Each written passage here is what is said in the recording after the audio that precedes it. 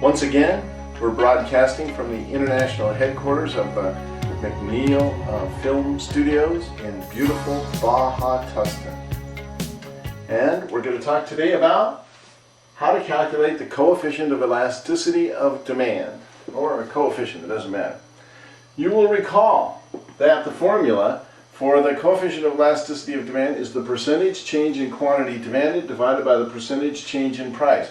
This measures how responsive consumers are in terms of the quantity that they purchase to a change in price. And if this ratio is greater than 1, it means the quantity demand response of consumers is greater than the price change was, both in percentage terms.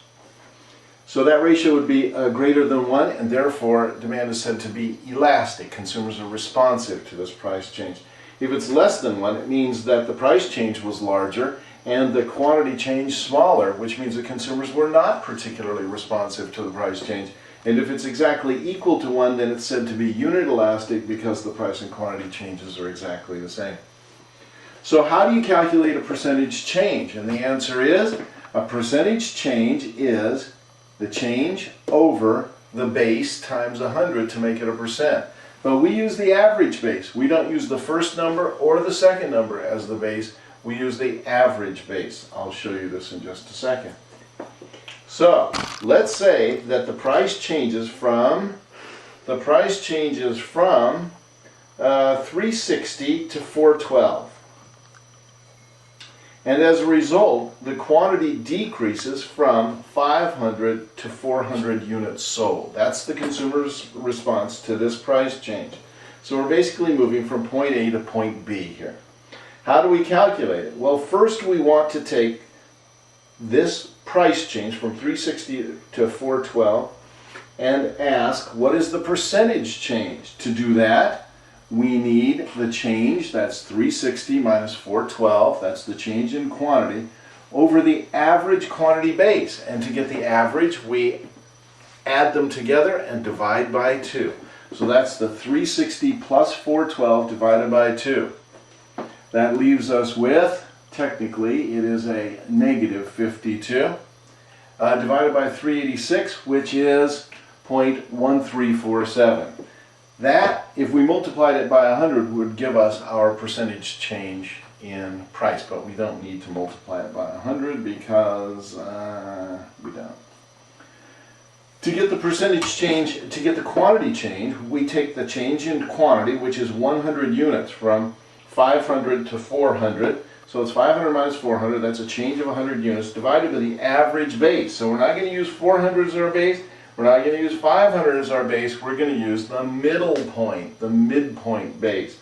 So that, we add them together. 500 plus 400 divided by 2 is 450. And 100 divided by 450 is 0.222 repeating. So our quantity change is 0.222. We'll put it right there. And our price change is 0.1347. We'll put that, remember that's the denominator because it's the percentage change in quantity over the percentage change in price. And the ratio is 1.648, that's greater than 1 and therefore elastic. So basically, you take and make this the change, that the change in percentage terms, stack the percentage change in quantity over the percentage change in price. If the ratio is greater than 1, it's elastic. If it's less than 1, it's inelastic. And if it's equal to 1, it is unit elastic. Now, for all you people who require very careful instructions about what to do, here is the formula. There it is. Formula.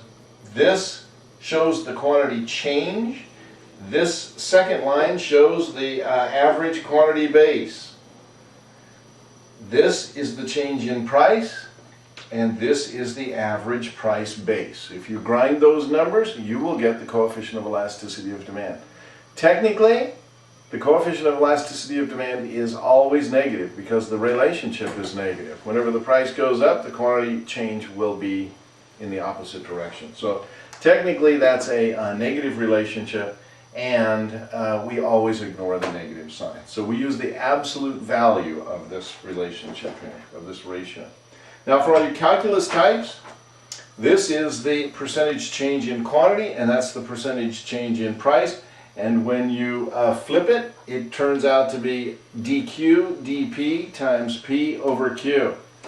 This term, dq dp, is the slope of the relationship, but it's adjusted by the levels of price and quantity. That accounts for the percentage parts. Anyway, hope this helps. Out.